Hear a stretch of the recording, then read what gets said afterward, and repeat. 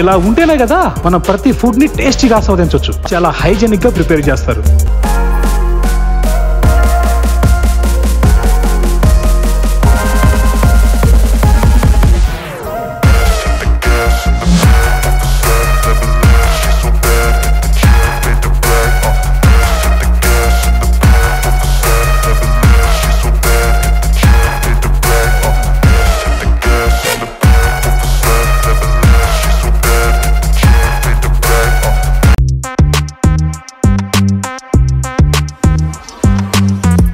మిత్రమా, మీలో ఎంతమందికి తిరుమలగిరి ఎక్స్ రోడ్ లో ఉన్న బిర్యానీ దర్బార్ తెలుసు? ఇది one of the famous restaurant. ఇది 2005 లో స్టార్ట్ చేశారు వీళ్ళు. అయితే వీళ్ళు ఈ రెస్టారెంట్ అన్ని బ్రాంచెస్ క్లోజ్ చేసి ఆస్తిక్ క్యాటరర్స్ నేమ్ తో వాళ్ళు ఈవెంట్ అండ్ క్యాటరింగ్ బిజినెస్ ని స్టార్ట్ చేశారు. అయితే ఈ ఆస్తిక్ క్యాటరర్స్ క్యాటరింగ్ చేసిన ఒక ఈవెంట్ కి అయితే ఈ రోజు మేము వచ్చేసాం.